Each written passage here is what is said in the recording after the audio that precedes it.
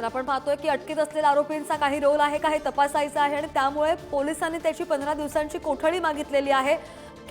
बीडच्या केसमध्ये आता थोड्याच वेळात कराडच्या कोठडी संदर्भात फैसला होणार आहे आणि यावेळेचे तंतोतंत आणि ताजे अपडेट्स पुढारी न्यूज तुमच्यापर्यंत पोहोचवत राहणार आहे। सध्या जी न्यायालयीन चौकशी सुरू आहे, जे न्यायालयामध्ये सुरू आहे, अटकेमध्ये असलेल्या आरोपींचा काही रोल आहे का ही सखोल चौकशी करायची आहे, तपास करायचा आहे। यासाठी पोलीस वाल्मिक कराडाची 15 दिवसांची पोलीस कोठडी मागतात। आणि यानंतर जाऊयात आमचे प्रतिनिधी सचिन आपल्या सोबत आहेत। सचिन, पोलिसांनी वाल्मिकची 15 दिवसांची कोठडी का मागितली आहे या संदर्भात सगळे खुलासे केलेले आहेत। त्यानंतर जे बाकीचे आरोपी आहेत त्यांना 6 तारखेपर्यंत पोलीस कोठडी सुनावलेली आहे। कधीपर्यंत किती वेळ आणखी ही सुनावणी चालू शकते काय कळतंय? श्रद्धा, हा प्रकरण खूप किचकट आहे, कारण की आपण पाहिलेत की 2 घटना बीडमध्ये घडलेल्या आहे। एक घटना आहे संतोष देशमुख यांच्या हत्येची आणि दुसरी जी घटना आहे ती आहे खंडणी प्रकरणाची। मात्र या खंडणी प्रकरणातले काही आरोपी हे त्या हत्या प्रकरणामध्ये देखील आहेत आणि असा आरोप केला गेलेला आहे। गेले अनेक आंदोलने झाली की यामध्ये कुठेतरी वाल्मिक कराडचा हात आहे, त्या तो देखील यामध्ये दोषी असू शकतो, अशा पद्धतीच्या या सर्व काही आरोप केले गेले होते। त्या अनुषंगाने सीआयडीला तपास करायचा असल्यामुळे 15 दिवसाची त्यांना हे कस्टडी पाहिजे। त्याचबरोबर जर आपण पाहिलं तर एक रेकॉर्डिंग आहे, त्या रेकॉर्डिंग मधला जो आवाज आहे तो आवाज कराडचाच आहे का हे देखील तपासणं आहे, त्याची फॉरेन्सिक टेस्टिंग करावी लागेल। त्यानंतर सर्व या जी सर्व प्रकरणे एक समोर येत आहेत कंगोरे, हे सर्व या गोष्टींची उकल करण्यासाठी सीआयडीला अर्थातच 15 दिवस लागतील। त्यामुळे आता ही मागणी सीआयडी कडून करण्यात आलेली आहे। मात्र त्याचा आता आदेश न्यायालय काय येतं हे पाहणं महत्त्वाचं आहे। साधारणतः 20 मिनिटं आता सुरू झाले असेल, आता पुढे अजून किती वेळ ही चर्चा चालते हे पाहणं देखील महत्त्वाचं राहणार आहे। श्रद्धा, हो, नाही बरोबर आहे। आणि जे 3 आरोपी आहेत त्यांचा शोध अजूनही सुरू आहे, त्यांची चौकशी सुद्धा होणं बाकी आहे। मात्र सचिन, आपण जर पाहिलं तर एक मोठा ट्विस्ट पाहायला मिळालेला आहे। जेव्हा वैद्यकीय चाचणी झाली आणि जेव्हा कोर्टामध्ये नेत होते तेव्हा वाल्मिक कराडच्या सुनावणी अगोदर सरकारी वकिलांनी ऐनवेळी केस सोडल्याचं सुद्धा कळतंय। त्या संदर्भात काही कळलंय का? नक्कीच या ठिकाणी जे सरकारी वकील होते त्यांनी या ठिकाणी ऐन वेळेवरती केस लढण्यास नकार दिल्याचं समोर आलं होतं। त्यानंतर वकील बदलण्यात आला होता, त्यांच्या जागी JB शिंदे हे काम पाहणार आहेत। त्याचबरोबर आरोपीचे जे वकील आहे अशोक कवडे हे त्या आरोपीची बाजू मांडणार आहे। ही सर्व घडामोड थोड्या वेळापूर्वीच घडली, मात्र ऐन वेळेवरती हे सर्व प्रकरण व्यवस्थित झालेलं आहे। आणि आता सध्या जी प्रक्रिया आहे पूर्ण सुरळीतपणे सुरू आहे आणि कधीही न्यायालयाचा आदेश येऊ शकतो आणि पुढे त्यानंतर आपल्याला हे कळेल की नेमकं किती दिवसाची PCR। त्यामध्ये एक आरोपी आहे घुले, तो अजूनही फरार आहे। त्यामुळे तो आरोपी कुठे आहे याचा शोध देखील घेणं आहे आणि तो आरोपी कुठे आहे याची माहिती कराडला आहे की नाही या संदर्भातल्या सर्व ज्या गोष्टी आहेत, ज्या माहिती आहे, जी समोर आणण्यासाठी 15 दिवसाचा कालावधी लागणार आहे। कारण की हा प्रकरण हा खंडणीचा आहे। खंडणी प्रकरणात आपण पाहिलं की यापूर्वी देखील अनेक गुन्हे वाल्मिक कराड याच्यावरती आहे, खंडणीचे गुन्हे असतील, त्याचबरोबर इतर जे गंभीर स्वरूपाचे गुन्हे आहेत ते आहेत आणि हा देखील 15वा गुन्हा या ठिकाणी त्यांच्यावरती आहे। त्यामुळे कुठेतरी आपण फक्त पवनचक्कीचं जे राजकारण आहे, पवनचक्कीच्यामुळे खंडणी वाढती खंडणी आहे, त्या इतर ठिकाणी देखील असाच प्रकार घडला की काय, अशा अनेक ज्या गोष्टी आहेत पोलिसांना तपासायच्या आहेत। यामुळे अनेक गोष्टींची उकल देखील होऊ शकते। हाच प्रकरण यानंतर अजून इतर काही असे प्रकरण घडले आहेत का याबद्दलचा देखील मागोवा पोलीस घेऊ शकतात। त्यामुळे 15 दिवसाचा अवधी पोलिसांना लागणार आहे अशी मागणी त्यांनी केलेली आहे। आणि आता किती दिवसाचा PCR न्यायालय देतं हे पुढील काही मिनिटात स्पष्ट होईल। श्रद्धा, हो, बरोबर। आणि या पार्श्वभूमीवर संपूर्ण बीडमध्ये सध्या आता वातावरण कसं आहे? कारण की जर कोर्टाने निर्णय दिला नाही तर त्यांच्या घरच्यांनी अगोदरच भूमिका घेतलेली आहे की आम्ही आंदोलन करू। त्यानंतर वाल्मिक कराड सरेंडर झाल्यावर, शरण गेल्यानंतर बीडमध्ये एकंदरीत वातावरण आज कसं आहे? श्रद्धा, खरं सांगायचं तर बीडमध्ये काही अंशी का होईना पण वातावरण तणावपूर्ण आहे। मात्र पोलिसांनी कुठल्याही गालबोट लागू नये याची पुरेपूर खबरदारी घेतलेली आहे। जिल्ह्यामध्ये सर्वत्र आपण जर पाहिलं तर एकीकडे 31st नवीन वर्षाच्या स्वागताची धूम सुरू आहे, तर दुसरीकडे पोलीस रस्त्यावरती आहे। कुठेही अनुचित प्रकार घडू नये यासाठी राखीव दल मागवण्यात आलेले आहे। त्याचबरोबर जी स्थानिक पथकं असतील, दंगा काबू पथक असतील, क्राईम ब्रांच असेल, SB असेल, या सर्व काही ऍक्टिव्ह झालेल्या आहे। साध्या वेशात देखील पोलीस मोठ्या प्रमाणात रस्त्यावर फिरत आहे। ठिकठिकाणी या ठिकाणी आपल्याला पाहू शकतात की पोलिसांचा फौजफाटा रस्त्यावर आहे।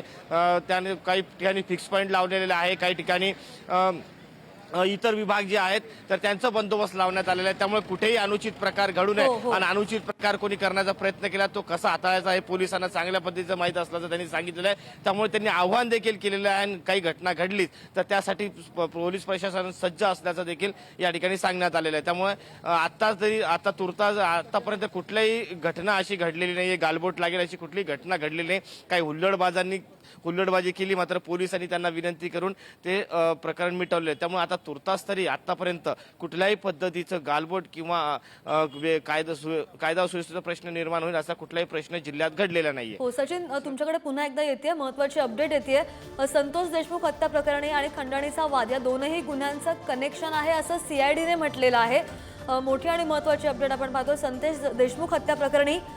आता ही मोठी अपडेट आपण पाहतोय, खंडणीचा वाद आणि गुन्ह्याचं कनेक्शन। पुन्हा एकदा जाते सचिन, तुमच्याकडे येते। सचिन, सीआयडीनं हा जो दावा केलेला आहे खंडणी आणि हत्या याचं कनेक्शन, जो सीआयडी दावा करते त्यामध्ये कराडची महत्त्वाची भूमिका कराड शकतोय का?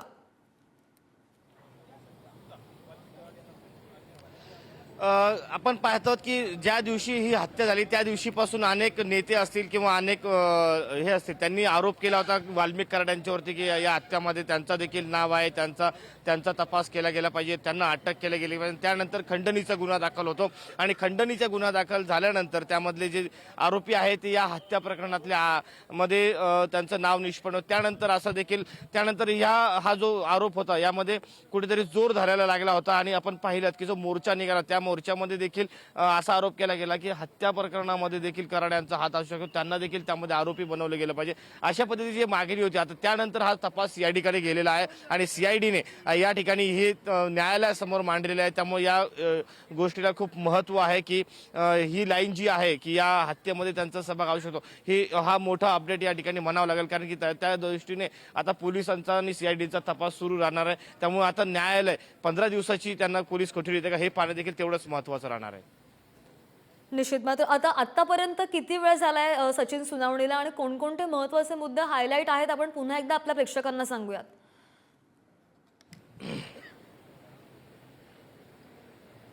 श्रद्धा, जर आपण पाहिलं की गेले अर्धा तासाचा जवळपास वेळ होतोय आणि यामध्ये प्रामुख्याने जर आपण मुद्दे पाहिले तर पहिला मुद्दा होता की तपासाचे कंगोरे शोधण्यासाठी आणि सर्व उकल करण्यासाठी 15 दिवसाचा PCR देण्यात यावा अशी मागणी केल्याचं समजतंय।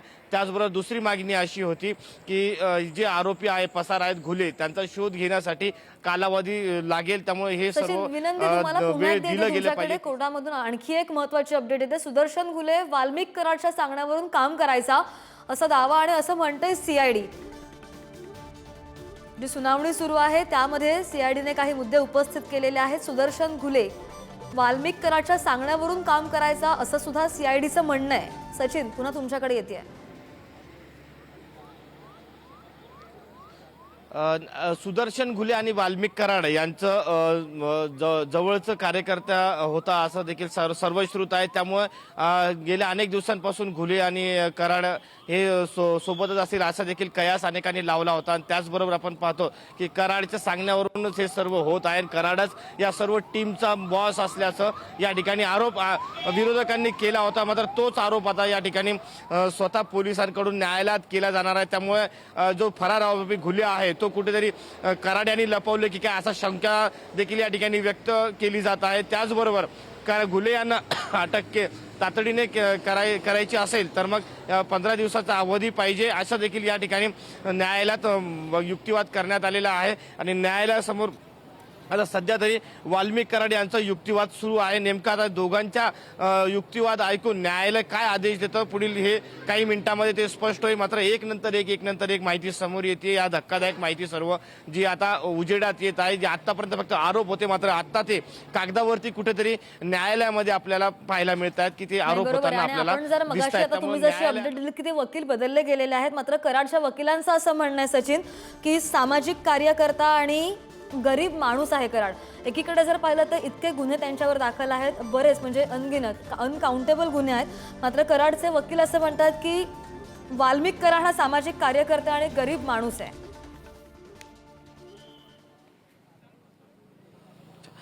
आपण पाहिलं की यापूर्वी देखील त्यांनी सांगितलं होतं की मला दुसऱ्या खोट्या गुन्ह्यात गुंतवलं जात आहे. मात्र कुठेतरी आता सीआयडी जो तपास केला आहे काही दिवसांमध्ये, त्या तपासावरून कुठेतरी सीआयडीकडे हा हे धागेदोरे मिळाल्याचं आपल्याला जाणवतोय. यामुळे कारण की सीआयडी थेट न्यायालयामध्ये हे आरोप सर्व सांगतायत, न्यायाधीशांसमोर ते सांगतायत. त्यामुळं कुठेतरी याला महत्त्व प्राप्त झालेलं आहे. आणि आता आपण पाहतो की जो आरोपी घुले पसार आहेत ते देखील त्यांचा देखील शोध घेणं गरजेचं आहे. एकीकडे आपण म्हणतो 15 गुन्हे दाखल या ठिकाणी कराडावरती आहे आणि या ठिकाणी त्यांचे वकील जे आहे तर न्यायालयासमोर त्यांना इनोसेंट आहे असं देखील म्हटलेलं आहे. अशा देखील अपडेट आता समोर येत आहेत. आता पुढे अजून देखील युक्तिवाद सुरूच आहे. पुढे हळूहळू एक एक गोष्टी समोर येत आहेत. पुढील काही काळात आपल्याला कळेलच. मात्र हे जे सर्व आरोप होत आहेत, आपण पाहतो की त्यांच्यावरती फक्त खंडणी मागितल्याचा आरोप झाल्याचा असं देखील म्हटलं गेलेलं आहे. मात्र यापूर्वीचे आपण जर त्यांच्यावरचे गुन्हे पाहिले तर 10 पेक्षा अधिक गुन्हे केवळ फक्त परळीमध्येच आहेत. त्यांच्या हाती बीड जिल्ह्यामध्ये इतर अनेक गुन्हे आहेत. त्यामुळे कुठेतरी गुन्हेगारी पार्श्वभूमी असलेले वाल्मिक कराड आहे आणि त्यांच्यावरती हा देखील एक आता खंडणीचा गुन्हा दाखल झालेला आहे आणि त्यामध्ये त्यांना आता थेट अटक करून न्यायालयात हजर करण्यात आलेला आहे आणि आता हा 15वा त्यांच्यावरती गुन्हा आहे. श्रद्धा. हो, सुदर्शन गुले वाल्मिकच्या सांगण्यावरून काम करत असं सीआयडीचं म्हणणं आहे.